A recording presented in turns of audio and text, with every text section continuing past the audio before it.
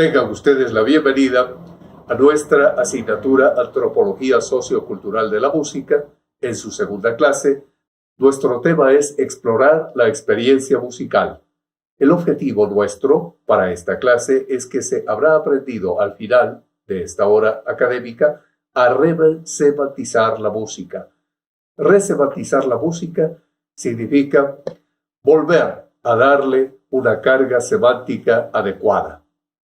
Por ello, ahora tratamos del tránsito, de ese paso de la etnomusicología hacia la antropología social cultural de la música, hacia la antropología sociocultural de la música. Enmarquémosla históricamente. De repente, en la década de 1990 estalló la globalización.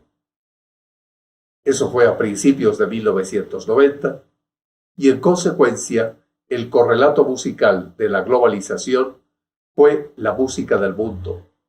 La música del mundo que sobrevino como una especie de sorpresa.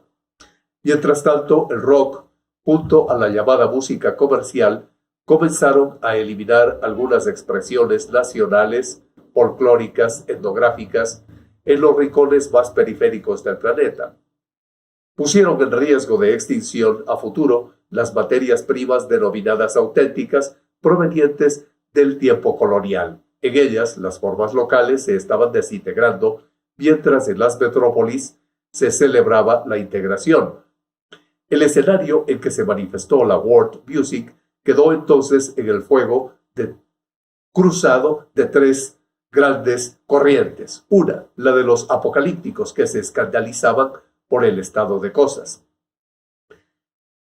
De lo que había pasado, se escandalizaban en los años 80, antes con el advenimiento del jazz. Segundo, el de los que se capitulaban alborozados a los dictámenes de las industrias comerciales en nombre de los estudios culturales.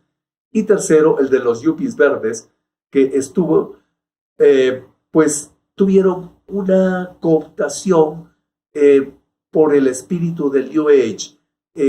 Para ellos, todo podía terminar siendo de alguna manera un fenómeno inspiracional, una nueva ocasión para desarrollarse contemplativamente como personas. Eran los exitosos, no nos olvidemos, los yuppies. Después de ese nihilismo, destrucción moderna, pues había que entender las cosas de otra manera, decían. En otras palabras, parece que ni por el lado de la sensibilidad estética, ni a merced de una ciencia social o lo que fuere, era posible disponer de narrativas o méritos para que sean creíbles, que organicen, que otorguen sentido a la estructura de lo que estaba sucediendo. Un indicio de lo encontrado en esta exploración que nosotros hacemos es que cuando llegó el momento del estallido mediático de la música del mundo, ni el público en general, ni los intelectuales prestaron la adecuada atención a una disciplina académica que se supone que ocupaba su tiempo en estos menesteres. Se creía que estaba en capacidad de hacerlo. Era la antropología sociocultural de la música. No existen teorías consensuadas satisfactorias para situar adecuadamente acontecimientos más allá de las posibilidades de seguir acumulando datos, yuxtaponiendo puntos de vista, multiplicando el anecdotario. La producción musical en todo ese periodo, en todo este arco de tiempo, se ha disparado en un sentido imprevisto. Los fans y los consumidores han tomado partido, las expresiones tradicionales han tendido al deterioro, las identidades se conceden inapropiadamente y a los teóricos aún les faltan algunos nombres para ponerles, etiquetas a los fenómenos que se suceden aquí y ahora. O si los tienen, no es posible otorgarles una dimensión antropológica a aquellas etiquetas.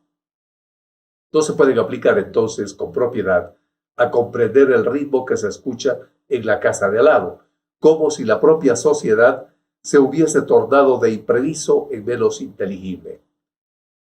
La antropología, por de pronto, ha capitulado ante los estudios culturales en lo que concierne a un asunto que es antropológico, y este es el punto preciso que pretendemos explorar.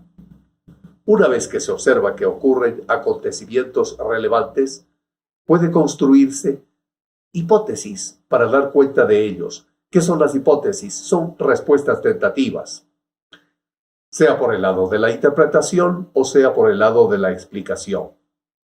Y ha de ser en la etnomusicología o en la antropología de la música, no voy a discutir el nombre por el momento, donde esas hipótesis pueden originarse. Solo tenemos en cuenta que la etnomusicología es una pequeñísima parte de la antropología de la música. La pregunta es entonces si hay disponibilidad de esas hipótesis. ¿Cuáles son? ¿Qué es lo que dicen? ¿Qué valor de verdad tienen las expresiones que se generan en su nombre? ¿Para qué han servido hasta ahora y para qué podrían ser útiles de aquí en adelante? Igualmente, pretendemos explorar el fenómeno de la world music, de la música popular y del escenario de la globalización ante la expresión cultural académica considerada como caso testigo en la posible aplicabilidad de las diversas hipótesis. Las hipótesis y las teorías que provienen de ellas son requeridas para construir y explorar los hechos, a fin de evitar que proliferen conceptualmente más allá de toda posibilidad de entendimiento. Hasta el momento, lo que ha habido frente a la aparición de la world music se reduce a una multiplicación de inventarios, de estilos, de artistas, que cualquier persona puede estimar superficial, arbitraria y deficiente. Ante la proliferación de la diversa banalización cultural, aparece el peligro de acudir a excusas estereotipadas que dicen la realidad supera la imaginación. Es una excusa estereotipada. Otra excusa estereotipada cuando se dice la creatividad humana no tiene límites. Y frente al fenómeno, parecería que hay más alarma, estupefacción, indiferencia, jolgorio, antes que recursos teóricos o metateóricos genuinos. Metateóricos son más allá de la teoría, son teorías sobre teorías. Mientras tanto, la etnomusicología practica dos formas recurrentes de afrontar la evaluación retrospectiva de sus desarrollos teóricos. Primera forma recurrente. La primera posición es una actitud que celebra la cantidad de alternativas posibles, mientras que la segunda posición deplora la ausencia absoluta de marcos teóricos elaborados en el interior de la disciplina. Y hasta se pregunta a veces si la etnomusicología no debería ser absorbida ya plenamente por la antropología o por la musicología, que son los vectores de influencia más notorios. Pues bien, veamos algunos ejemplos de la primera postura. Decía George Liszt, desde los tiempos de Jaap Kunst, en la década de 1950, que el campo de estudio de la etnomusicología se había expandido tan rápidamente que abarcaba casi cualquier tipo de actividad humana, que de alguna manera sería relacionada plausiblemente con lo que se puede llamar música. Los datos y los métodos utilizados se derivaron de diversas disciplinas encontradas en las artes, en las humanidades, en las ciencias sociales y en las ciencias físicas. La variedad de filosofías, estrategias y métodos utilizados fue enorme. Era imposible abarcarlos todos en una definición. Frente a esto, Alan Merriam también se congratulaba por la dinámica y la amplitud de la disciplina. Decía que la etnomusicología se encontraba en un inquieto estado de flujo y que probablemente nada haya podido captar todas sus complejidades. Según Merriam, ellas representaban solo una parte de todo lo que la etnomusicología involucraba. Philip Bowman destacaba y justificaba el tono positivo de la etnomusicología reciente. Este tono positivo puede deberse en parte al brillo inicial que produce el descubrimiento de darse cuenta que la historia del campo musical es mucho más amplia de lo que muchos han supuesto o admitido, y que los escritos etnomusicológicos tempranos ofrecen una riqueza de la que el campo puede hoy beneficiarse. James Porter escribía que en la década de 1990 la etnomusicología había avanzado de formas sorprendentes. y se encontró que con frecuencia se había marginalizado en circuitos académicos el estudio de la música exótica no occidental del tercer mundo. Finalmente comenzó a imponerse y a sobrepasar a su hermana en dos aspectos. Ideológicamente, la etnomusicología sobrepasó a la hermana musicología histórica al abordar realidades culturales y musicales como si fuesen fenómenos globales, en vez de fenómenos delimitados. Allí tenemos musicología histórica y etnomusicología. Como ustedes notan, metodológicamente, la etnomusicología sobrepasó a la musicología histórica en el rango de las técnicas disponibles para esta fertilización transdisciplinaria entre disciplinas. Hasta aquí la celebración y junto con ella el conformismo. Ahora bien, consideremos casos de la postura contraria, porque estamos explorando, estamos viendo diferentes puntos de mira, diferentes posturas. Los ejemplos de pesimismo y descontento que se iniciaron muy tempranamente están reflejados en lo que escribía Fritz Voss. Decía que la musicología comparada, aquella de décadas atrás, parecía un nuevo campo provisorio de interés temático vívidamente discutido con alcances a nivel mundial. Pero, a partir de la década de los años 30 del siglo XX, cayó más y más en el background, cayó en lo que eran los marcos de referencia. Y en los años 60 del siglo XX, Alan Merriam consideraba que la etnomusicología contabilizaba unos cuantos fracasos, unas tantas frustraciones teóricas y metodológicas, y para él existían problemas de fondo que no habían sido comprendidos cabalmente. El primero de ellos es que la etnomusicología en general había fracasado en el desarrollo de un conocimiento y de una apreciación de lo que es el trabajo de campo, y en consecuencia no lo había aplicado consistentemente en sus estudios.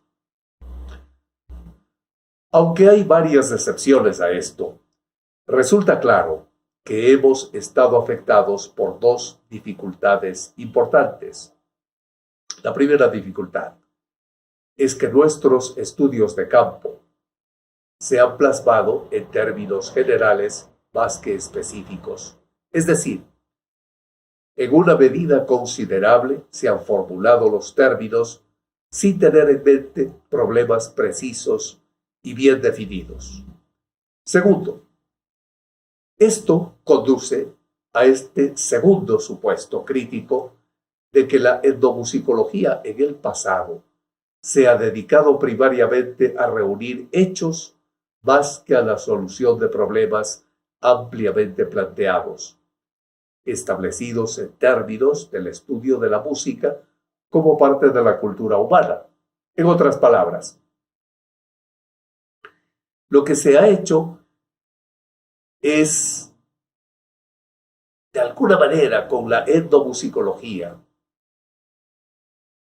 llegar a ese colector de campo amateur, recolector, el que recoge conocimientos, pero de manera amateur. Y estos colectores operan bajo el supuesto de que el punto importante es simplemente juntar material sonoro. De eso no se trata, pero aquello sí se ha hecho. Ese sonido, a menudo tomado sin discriminación, sin pensar, por ejemplo, en cuestiones de muestreo, sin estructurarle en un sistema, puede ser simplemente algo nefasto, porque se piensa que todo ese material se puede llevar al laboratorio del trabajador de sonido para que haga algo con él. De eso no se trata, porque es acumular datos sin sistematizar conocimientos. En un tercer punto al respecto podemos decir que el aporte de Merriam fue intentar compensar con creces esas limitaciones. Y bien, más recientemente dijo Bruno Netti que hemos desarrollado muy poca teoría.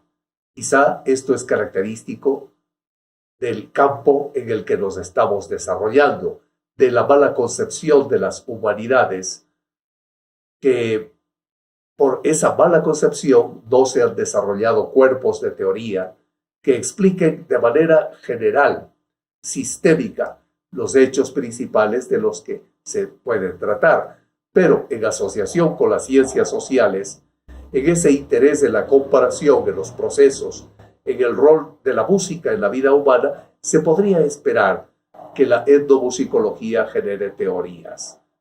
Es decir, teorías que nos digan cómo proceder y que expliquen nuestros hallazgos. Y si de eso se trata, mejor aún, esto es materia de la antropología sociocultural de la música, elaborar buenas teorías y hacer buenas prácticas en base de una ciencia social establecida. Es importante advertir que en los primeros tiempos estudiosos como Sachs, Hornbostel y Lach realizaron contribuciones a esta cuestión, pero sus teorías no son muy tomadas en serio por los estudiosos que en ese momento estaban en actividad y quizá aparecieron envueltos en una especie de particularismo. Pasemos entonces a enfocarnos en Friedrich Lieberman. Lieberman se preguntó si la disciplina debía ser abolida, la etnomusicología, y escribió que la etnomusicología no había proporcionado evidencia de ser una disciplina académica independiente y que no poseía razón alguna para su existencia. Obstaculizaba más que facilitaba el conocimiento. Pasemos entonces a otra idea. La otra idea nos viene dada por Charles Keel en 1998. Con Michel Kislyuk se pusieron a favor de la abolición de la etnomusicología. El problema, pues que las instituciones académicas y comerciales resisten tal transformación. La gente se aferra a territorios, a dinero, a poder, en formas que desafían el flujo transdisciplinario de ideas. Y en última instancia, se oponen a la transformación los sujetos políticos, algunos creativos, algunos activistas. A propósito, un poco más adelante y más cerca de nosotros, ya en el nuevo siglo XXI, Bruno Nettel reafirmó su convicción en el estancamiento de la disciplina de la que estamos tratando, de la etnomusicología. En tiempos recientes no ha habido ningún texto que haya estimulado a todo el mundo a pensar sobre las cosas desde perspectivas radicalmente nuevas, así como ocurrió cuando Merriam publicó su antropología de la música o incluso con la cantometría de Alan Lomax. En el caso de Lomax, con su cantometría, ahora se considera que no se estaba moviendo en la dirección adecuada. Pero en su momento sirvió de estímulo a todo el mundo de la cultura. Y lo mismo ocurrió con ciertos autores de la primera época de la etnografía moderna, que ya es antropología sociocultural de la música, como Anthony Ziegler, como Steven Feld y José Jorge Carvalho.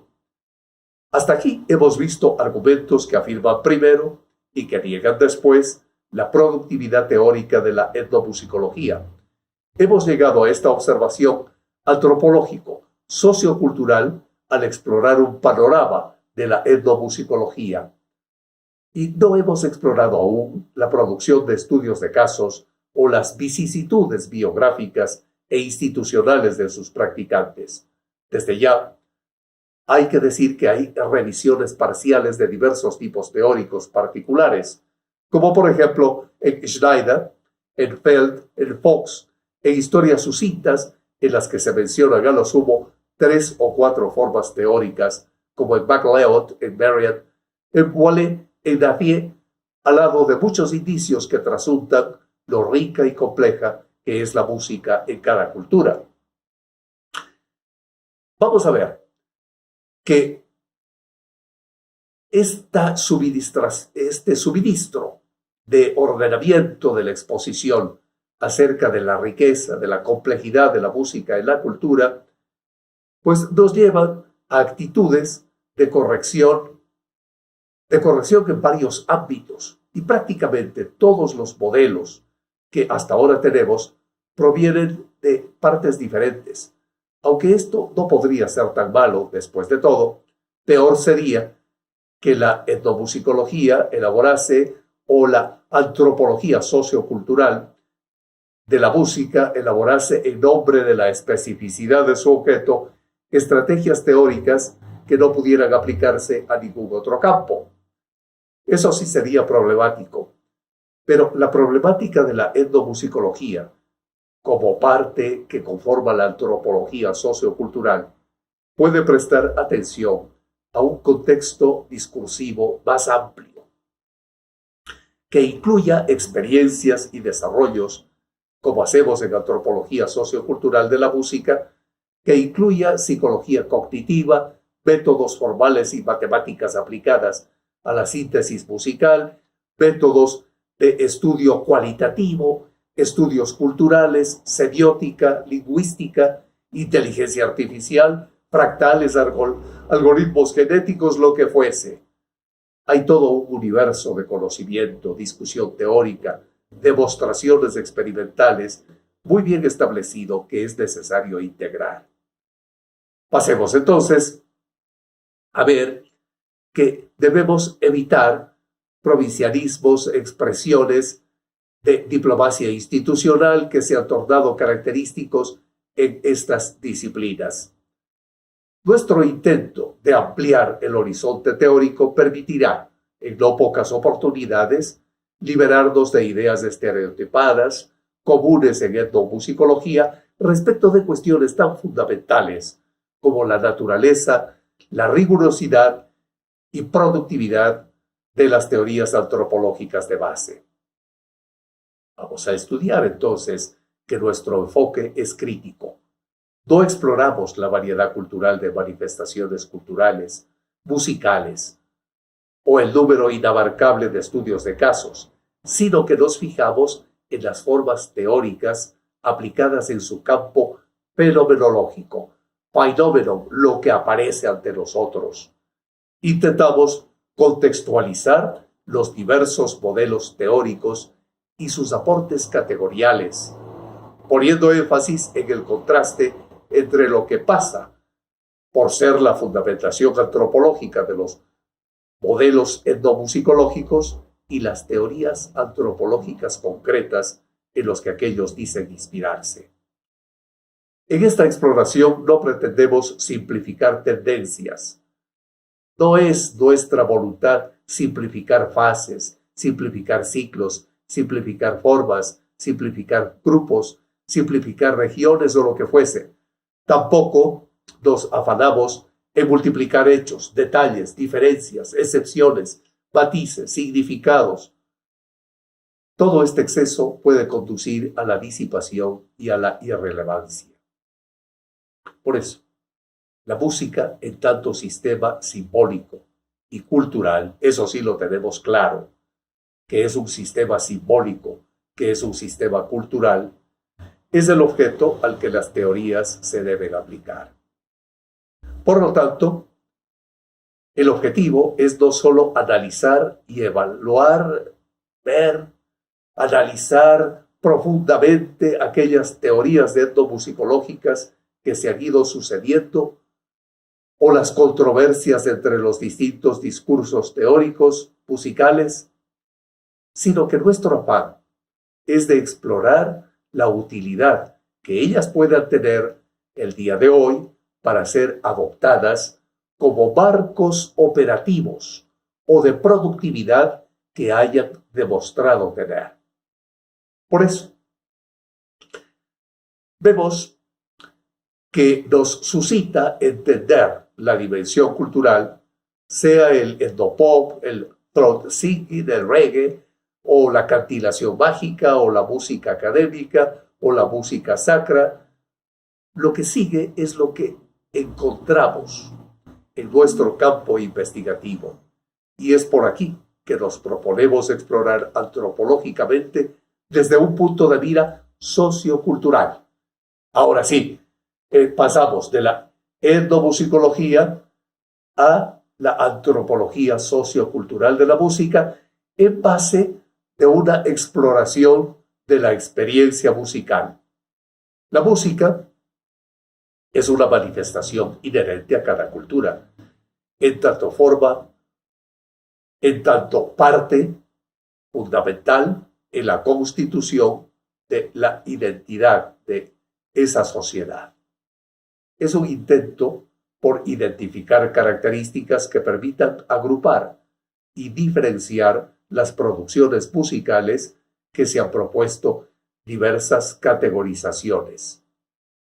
Entre las primeras categorizaciones que se establecieron se encuentran las que distinguen entre música culta y folclórica en relación a las prácticas de los grupos sociales asociados a lo rural y a lo urbano. Regresamos en el tiempo y vemos que a mediados del siglo XIX, con las nuevas y variadas músicas de Occidente, surge otra categorización a partir de características referentes a su procedencia, a su complejidad estructural, a su grupo sociocultural, al estrato económico, a la expresión política hasta hoy utilizada, que distingue entre música culta, entendida como aquella que es escrita en partitura, docta, erudita, etc. Música tradicional, folclórica, étnica, rural, nacional. Música popular, como aquella que es comercial, simple, masiva, por nombrar algunas características. En esta estructuración, con la cual no necesariamente debemos ni siquiera estar de acuerdo, haremos una exploración por algunas líneas conceptuales que definen a la música popular como categoría. Los vacíos que emergen en la diferenciación que establece cada una y las implicaciones que supone en términos de construcción sociocultural es lo que nosotros vamos a ver. Para ello, describiremos brevemente las concepciones, las definiciones mayormente establecidas, las vigentes en la práctica musical, sociocultural e investigativa sobre esta categoría. Posteriormente, y a partir de estas definiciones, pues ya podemos plantear una serie de interrogantes que surgen de la reflexión sobre dichas concepciones y que dejan en evidencia algunos de los vacíos existentes en las definiciones propuestas para la categoría, por ejemplo, de música popular. También podemos exponer las implicaciones que contiene el uso de dichas categorías como contribución al tema y a la consecuente discusión. Está en debate todo esto. La música es una manifestación inherente a cada cultura, en tanto forma parte fundamental en la constitución de la identidad, esa misma que le hace singular y que permite diferenciarse de otras culturas. A lo largo de la historia y en su afán de construir una identidad propia, el ser humano ha encontrado infinitas configuraciones en su interacción constante con el sonido. En ese proceso, ha creado una compleja variedad de músicas que expresan realidades, ideologías, emociones y espiritualidades. Estas se convierten muchas veces en modelos imperativos. Tales músicas se han visto envueltas en procesos de construcción desarrollados por diferentes grupos socioculturales, permitiendo la creación de formas, estructuras, códigos, símbolos, lenguajes que posibilitan descubrir nuevos patrimonios musicales y su transmisión, ya sea escrita, ya sea práctica u oral. Esa transmisión indica una transformación constante que emerge en la Europa, por ejemplo, del siglo XVIII y que se forma en ese tiempo la distinción entre música culta y folclórica. Es esta relación con la zona rural, la música folclórica en el siglo XVIII, en comparación con la aristocracia de ese mismo siglo. Y si pasamos al siglo siguiente, al XIX, con las nuevas y variedades músicas de Occidente, surge otra categorización a partir de características referentes a su procedencia, a su complejidad estructural, a su nivel sociocultural, a su estrato económico y político,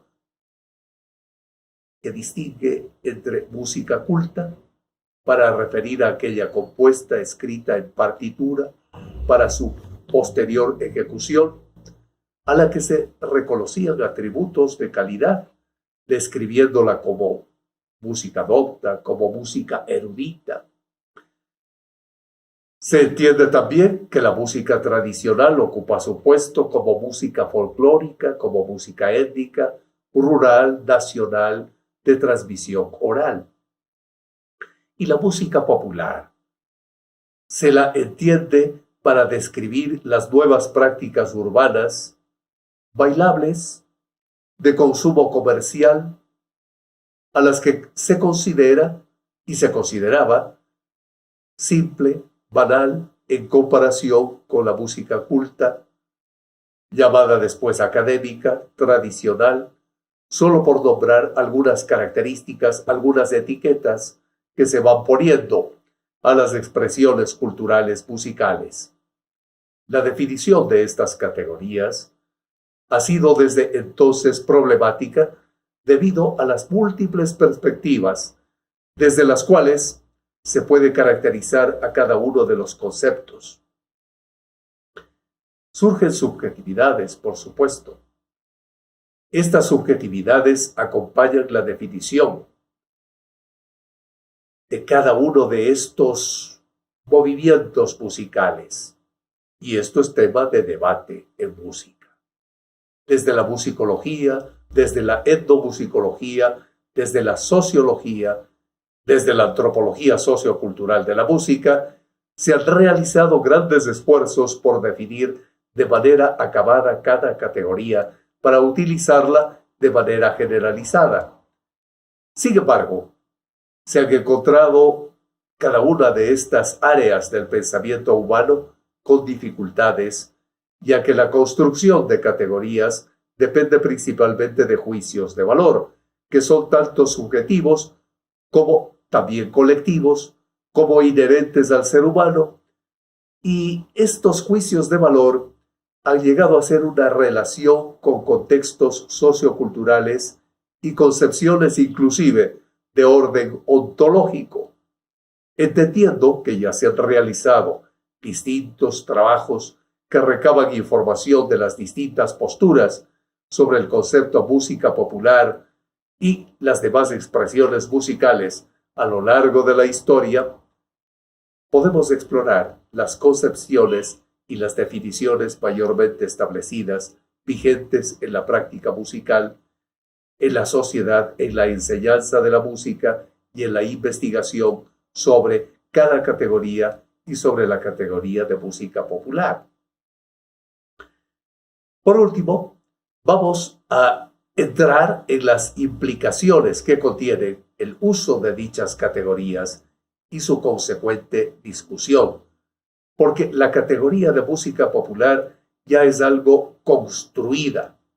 A mediados del siglo XIX, por ejemplo, se expone por primera vez en Occidente o por primera vez se data públicamente, se le pone un dato público al término música popular, haciendo referencia a un grupo de músicas en contraposición y en comparación con las existentes hasta el momento en Europa. Música clásica y folclórica, esta última también denominada popular en el siglo XVIII. Y a lo largo del siglo XX se fue desarrollando el concepto desde diversas perspectivas, todas apuntando a definir acabadamente qué características comprendían dichas músicas. Llegamos a 1933. El músico Frank Baker, por ejemplo, afirma en un artículo titulado Música Popular que la música popular es fácil de memorizar, de escuchar, que es asociada a momentos de la vida personal y grupal. En el marco de la teoría crítica de la Escuela de Frankfurt, ya es una escuela germana, se distinguen formas que toman la práctica musical, la práctica artística, a partir del surgimiento de las industrias culturales. La Escuela de Frankfurt nos advierte que hay categorías para describir la música, que repiensan la práctica musical a partir del desarrollo tecnológico. La música es considerada, pues, en tanto producto masivo e industrial, susceptible de ser reproducida de manera técnica a partir de la grabación o de la filmación. Tenemos al gran miembro de la Escuela de Frankfurt, Theodor Adorno. Adorno es uno de los principales pensadores de la Escuela de Frankfurt y explica Adorno que la construcción de la música popular está dada principalmente por estructuras, por parámetros, por patrones estandarizados que dirigen a la sociedad a un proceso de banalización. Adorno critica, por lo tanto, estas formas musicales. Con la idea de autonomía estética y formal del arte, Adorno suponía que el ingreso al ámbito mercantil le quita toda esencia y la lleva al declive. A su vez, dice Adorno que quien escuchara la música popular se convertiría en un consumidor dominado e irreflexivo. Dice Adorno que la producción de la música popular está altamente centralizada en su organización económica, y esto lo podemos ver nosotros también. Por ello, la simplicidad y predictibilidad, no solo de la música, sino de su receptor, es el objeto de estudio y de crítica de Theodor Adorno de la Escuela de Frankfurt. Surge, entonces, como alternativa, una óptica, una manera que fue desarrollada por el musicólogo argentino Carlos Vega. Esto ya en la segunda parte del siglo XX, desde 1966. Carlos Vega le denominó mesomúsica. Mesomúsica a la música popular. Él trató de salvarla de las críticas y esta expresión fue planteada para denominar aquella música que se usa para esparcimiento, para danza de salón, para espectáculos, para ceremonias, actos de clase, juegos, toda actividad asociada a la dispersión de la cultura moderna. Carlos Vega, con su mesomúsica, dijo que sería análoga a la música popular, entendida como un intermedio de convivencia. Por eso meso es un intermedio entre la música culta y la música folclórica. El concepto, como ya lo podemos comprender, no tuvo mayor trascendencia. Sin embargo, es importante el planteamiento de Carlos Vega, porque propone una vinculación a partir de las prácticas socioculturales con las músicas categorizadas como culta y como tradicional. En ese sentido, habría una suerte de ascensión, de expansión de las músicas populares a otros espacios. Muy pocos años después de Carlos Vega, en la década del 70 del siglo XX, solo faltaban 30 años para que termine el siglo, se manifestó el interés por la música popular y su definición desde el campo etnomusicológico, aun cuando éste se enfocaba en la música de origen étnico.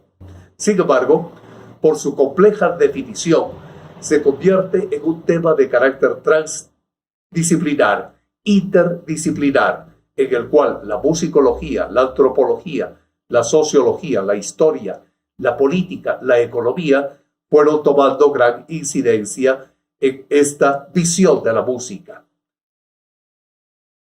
Por ello, en 1972, el musicólogo Bruno Nettel planteó 4 características a partir de las cuales se podría identificar la música popular.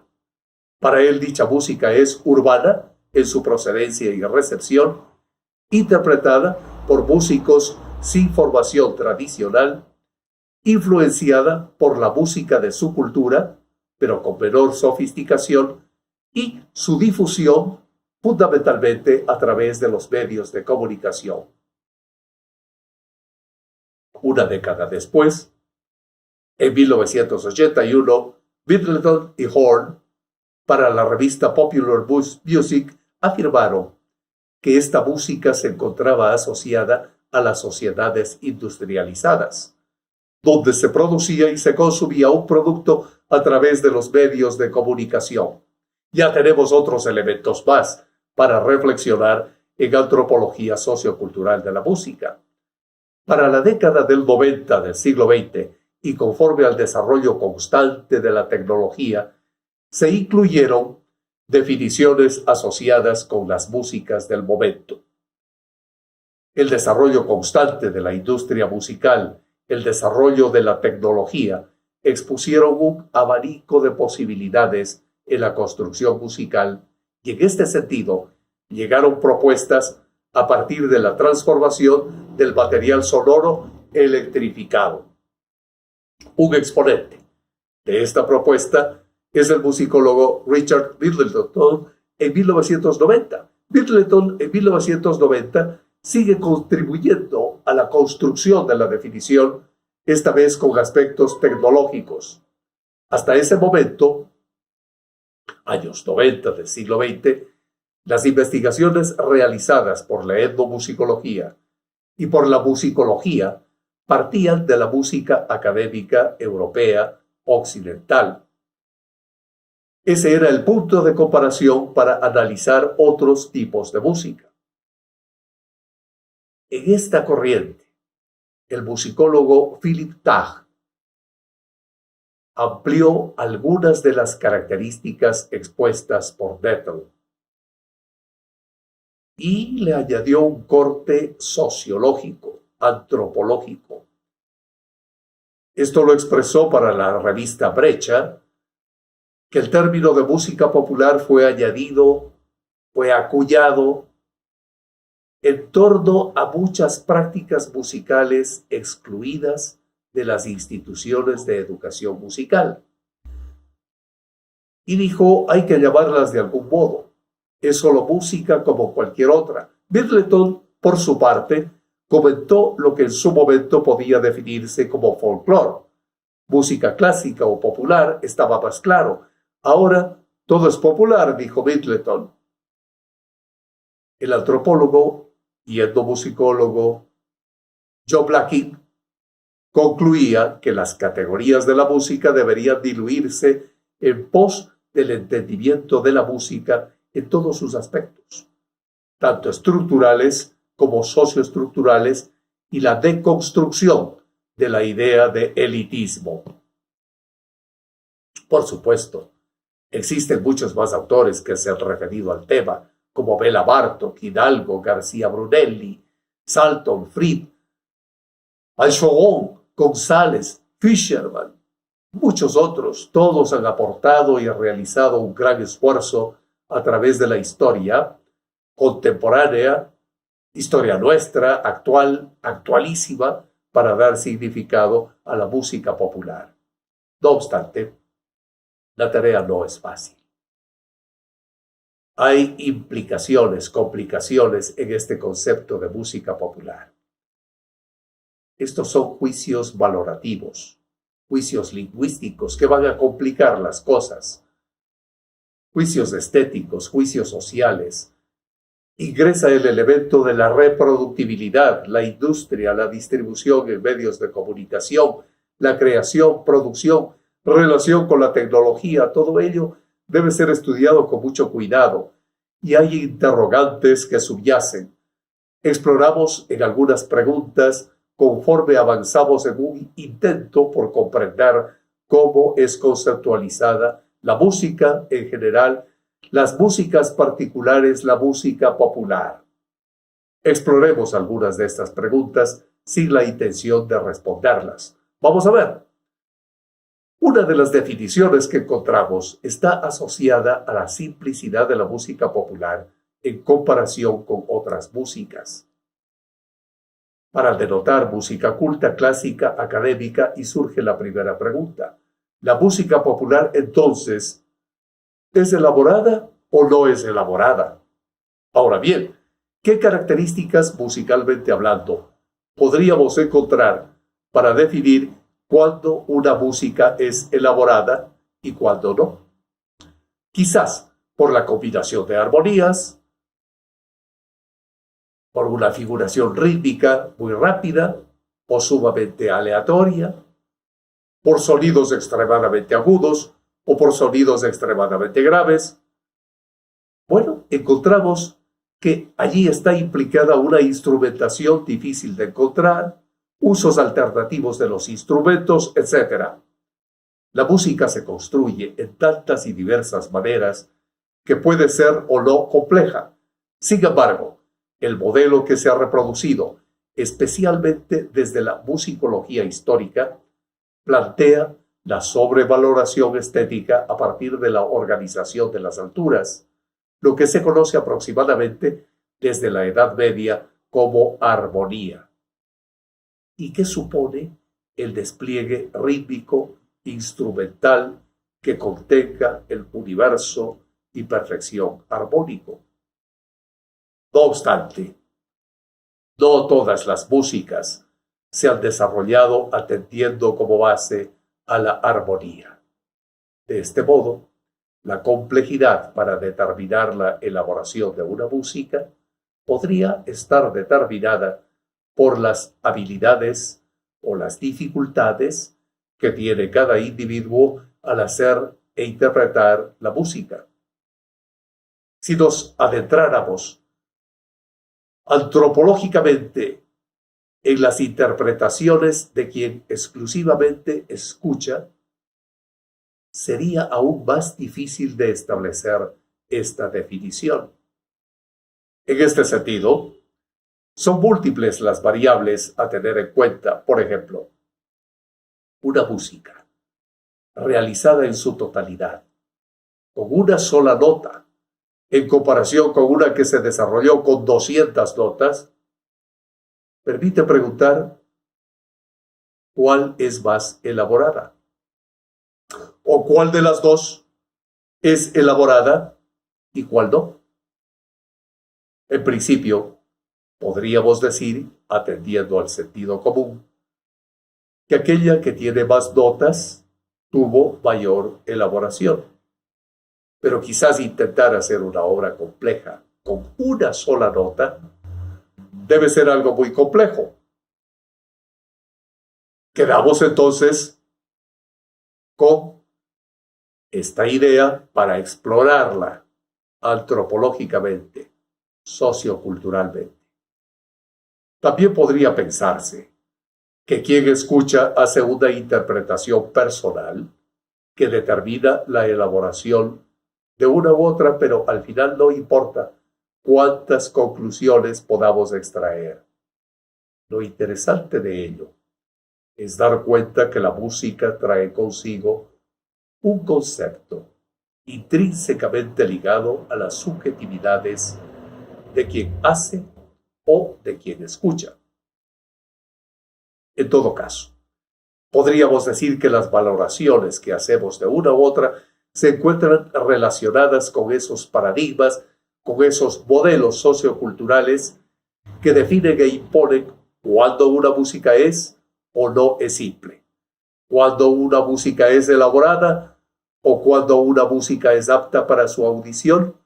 Siguiendo con esta línea, encontramos características referidas a los lenguajes de la música.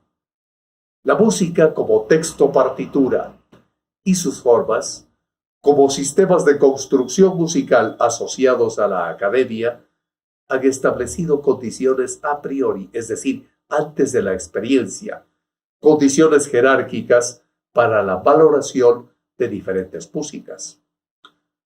Por este motivo nos preguntamos, ¿la no utilización de dichos aspectos determinantes y terminantes es un rasgo definitivo para definir a la música popular? Son preguntas. Recordemos que en la vida cultural la pregunta es más importante que las respuestas.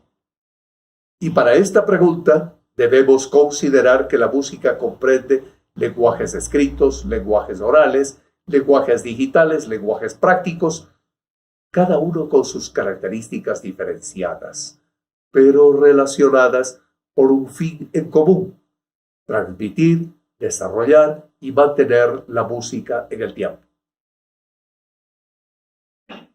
En su momento, la partitura era parte fundamental de la práctica musical escrita. La música que no participaba de la academia no tenía acceso a dicho lenguaje de partitura. Por tanto, la oralidad y la práctica se convirtieron en la expresión primaria para su transmisión y conservación. ¿Qué tenemos hoy en día? Hoy en día los lenguajes escritos han evolucionado y se utilizan en diversas músicas. Un ejemplo de ello es el estilo jazz, que ha transformado la estructura tradicional para sus necesidades. Me decían a mí, pues especialistas en jazz, que jazz es tan difícil que un conocedor perfecto de la música académica pues tiene dificultades con jazz. Por otra parte, el desarrollo tecnológico se ha incrementado como parte del lenguaje de transmisión, de mantención musical, con la grabación, con la reproducción. Comenzamos, recuerdan ustedes, con CDs, DVDs, luego pasamos a las plataformas y demás, y son pocos ejemplos de ello. No obstante, ningún lenguaje ha dejado de utilizarse. Esto es importante. Esto es importante. Por el contrario, se han usado en todo tipo de músicas, dado que cada uno ofrece ventajas y desventajas. Quien se dedica a la música hoy en día decide qué medios lingüísticos utilizar. Las formas en las que se puede construir la música son nada más que modelos de cómo se puede realizar. Esta es una enseñanza que nos da la antropología sociocultural de la música. La vinculación frecuente con la academia no significa que sea la única manera de hacer música. De hecho, la música realizada en otros continentes da cuenta de las múltiples, de las diferenciadas formas en las que podemos crear música.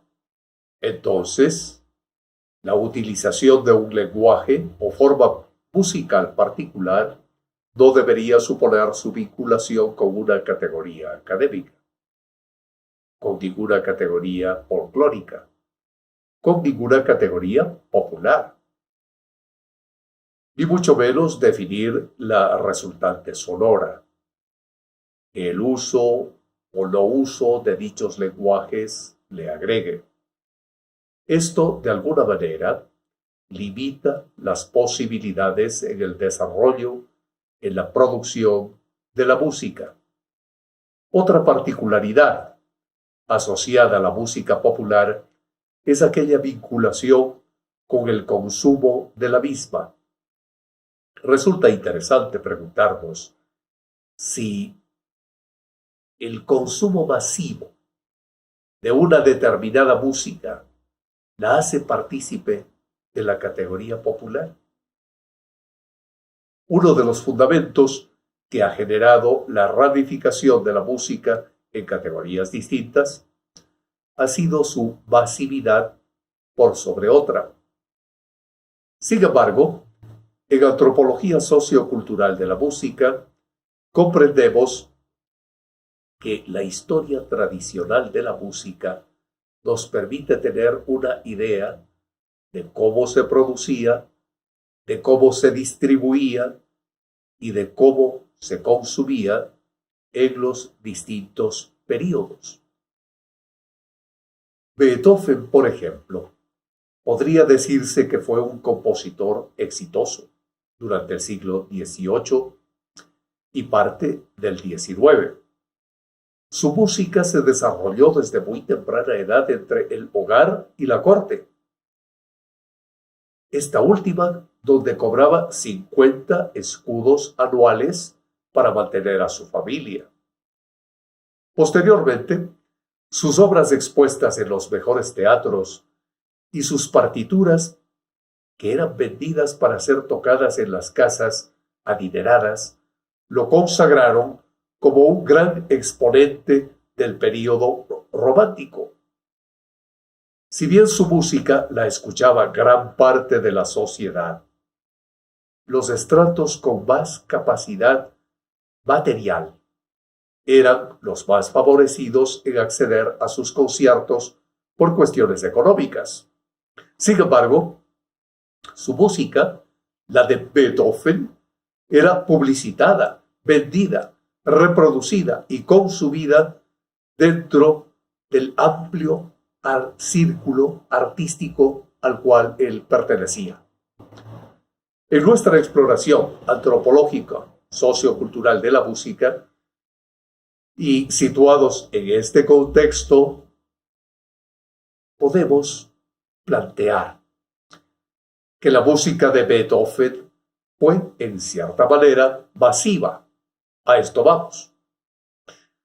Si se dice que la música popular tiene la característica de ser masiva, tomamos un ejemplo, el de Beethoven, y notamos que la música de Beethoven fue, en cierta manera, masiva para ese periodo histórico.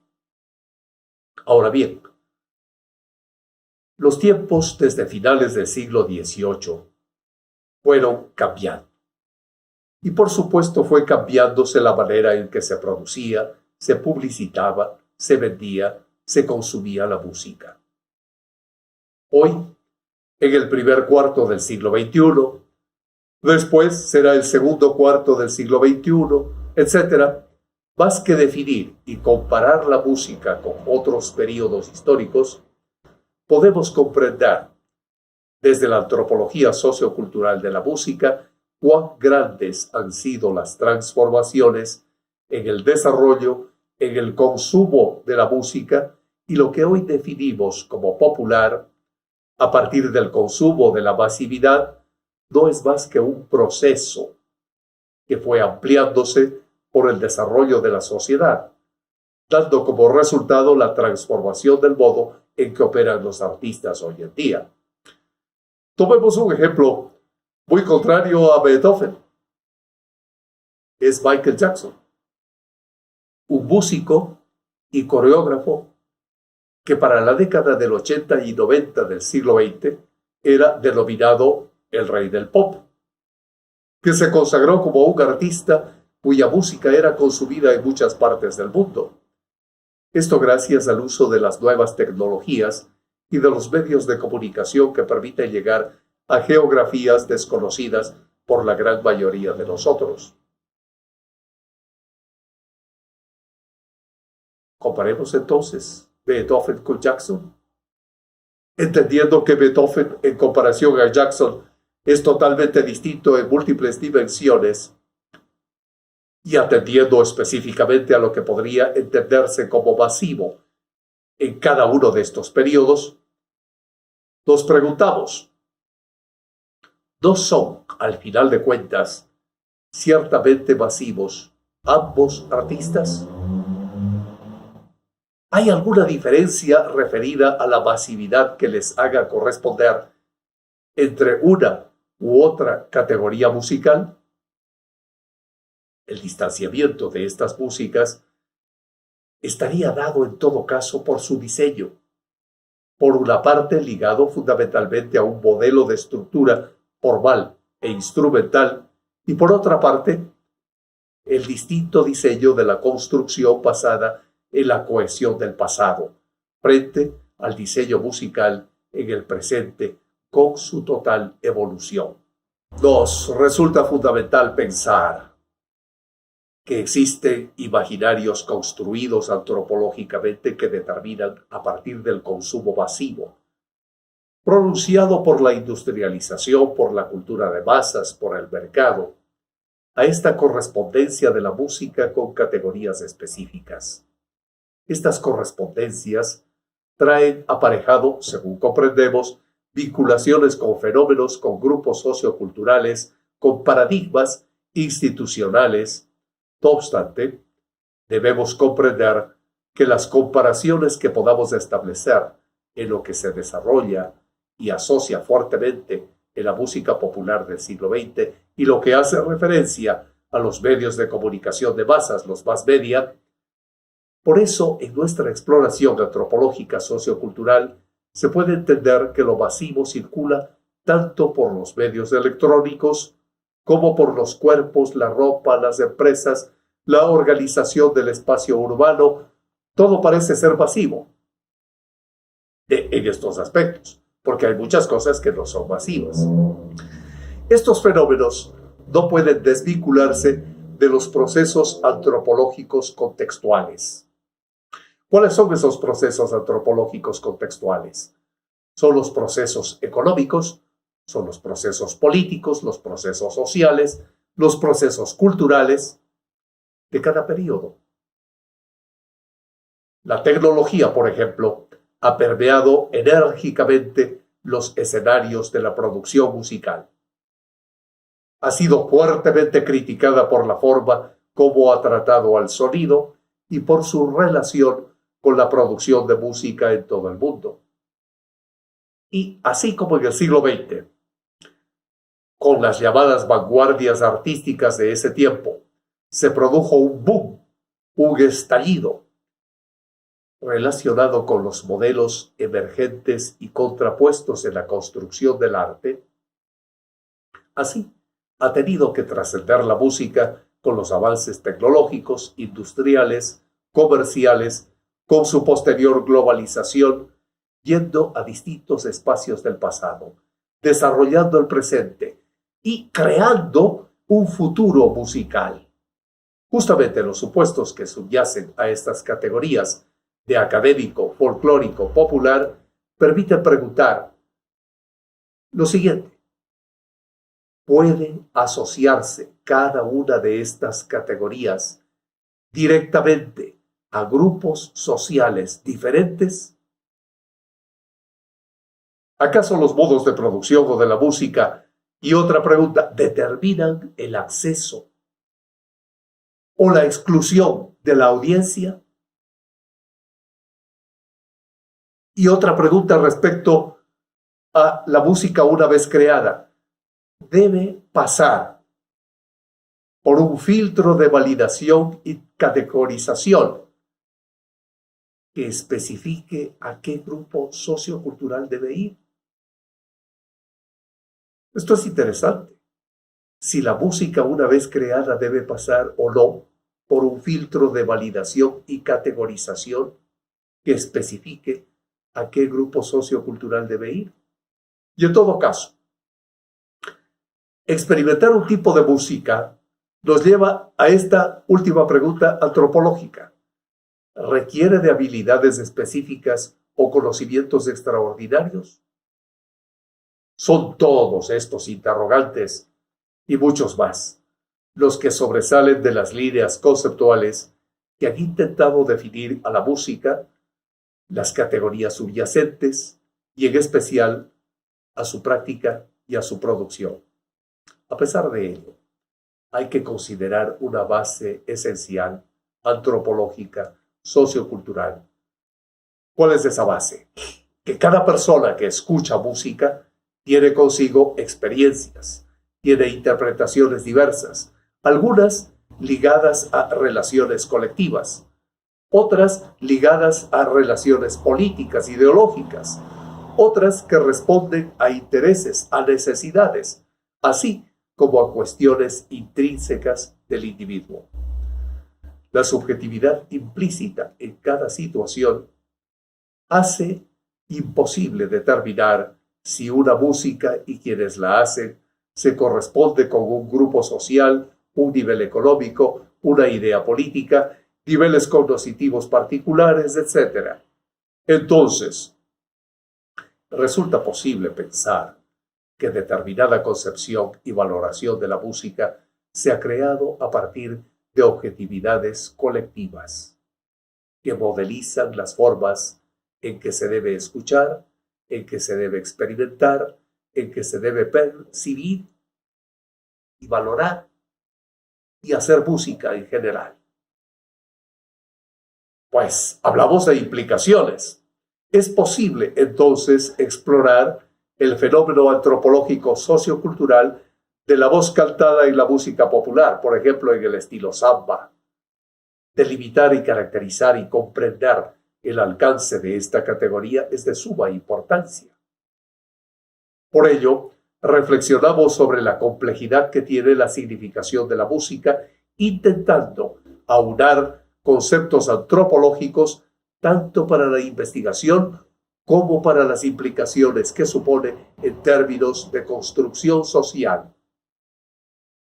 Para nosotros, es importante dar cuenta que el uso de las categorías antropológicas, y en especial las prácticas que las sostienen, han tenido un impacto en la construcción de sentido y en la significación musical. Históricamente se han generado brechas importantes entre los escenarios que desarrollan, producen y consumen música, estableciendo supuestos sumamente fuertes que los confrontan y definen lo que debe ser o no debe ser. Dichos escenarios se encuentran en constante tensión por el acceso a los ámbitos institucionales en una suerte de legitimación, validación, existencia y en otros casos en un tipo de resistencia a entrar o a que entren. Sin importar qué definiciones tenga el concepto, por ejemplo, de música popular, es claro que cada una contempla relaciones con los contextos en los cuales se desarrolla y en los fenómenos que ellos producen. El distanciamiento, por ejemplo, no solo entre las demás categorías, sino entre los contextos a los cuales se vincula cada una, contribuye a la manifestación de conflictos que se generan por otros fenómenos que no tienen relación directa con lo musical. Inclusive, las prácticas que han dado lugar y que mantienen en vigencia dicha categorización han comprometido los modos de percepción y experimentación al estandarizar un preconcepto, por ejemplo el de popular, y han relacionado con la procedencia o con la construcción de la música. De este modo, cuando una persona escucha música desde la categoría académica o escucha música desde la categoría folclórica o popular, tiende a predisponer su escucha de acuerdo a los imaginarios construidos socialmente. Y estos imaginarios constituyen antropológicamente los modos de comportamiento, de interpretación, de comprensión de la música.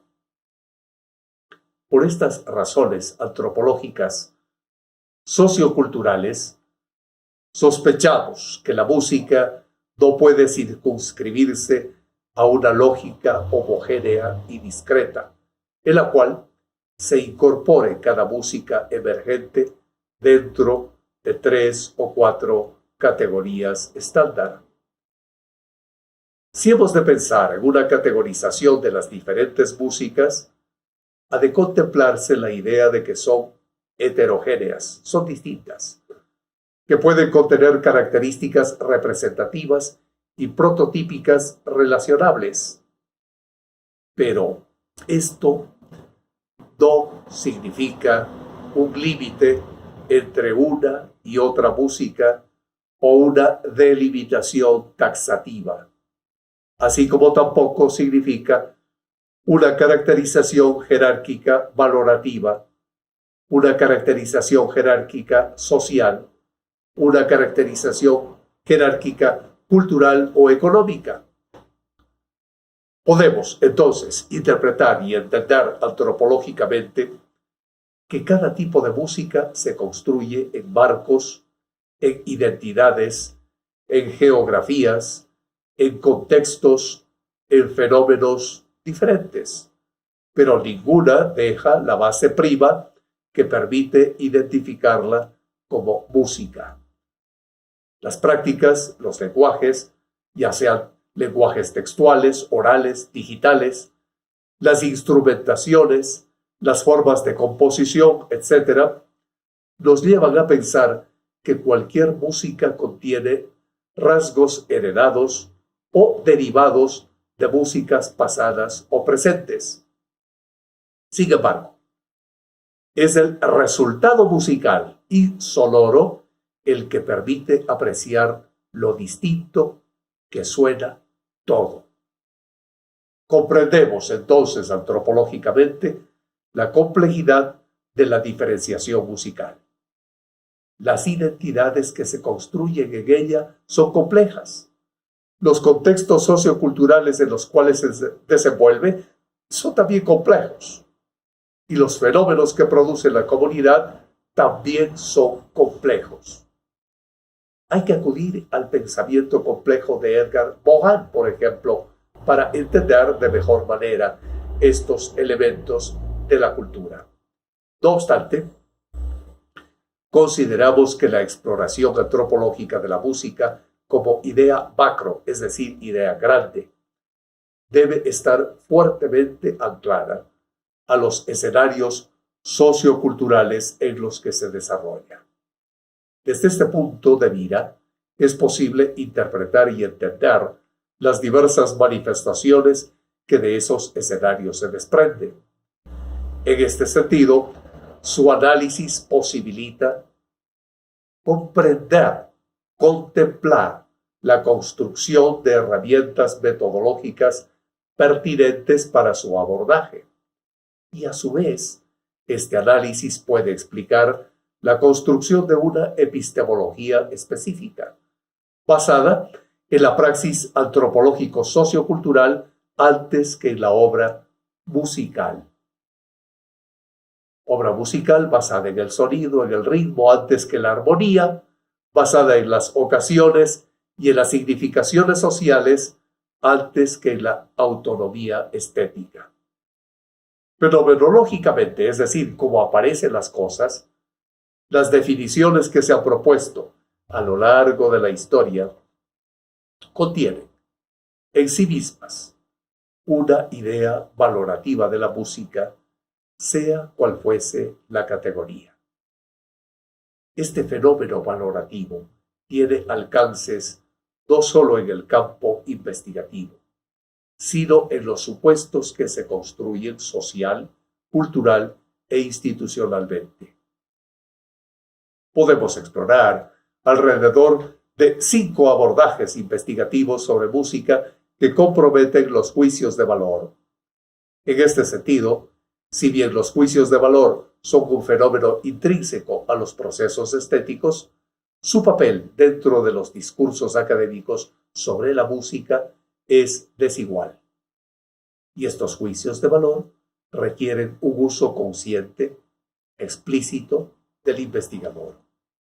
Por ello, al respecto, la docencia, la investigación, especialmente nuestras prácticas musicales, expresan el discurso de nuestras ideas, más allá de nuestros juicios personales. El discurso de nuestras ideas es de suma importancia para la deconstrucción de modelos, para redefinir o resemantizar la música. Resemantizar, volverle a dar un significado, no con el ánimo de empezar de cero, sino de estructurar la música a partir de lo que tenemos. Los conceptos, las categorías, los términos, los códigos, los lenguajes, etc. son palabras a las cuales les resemantizamos, les damos poder para construir identidad. Esa resemantización, esa resignificación invita a que nuestras prácticas también comprendan a las otras. Hemos terminado así nuestra clase de antropología sociocultural de la música. Y así, como dábamos la bienvenida, ahora les expresamos suerte y reflexión en términos antropológicos socioculturales. Gracias por haber asistido a esta segunda clase.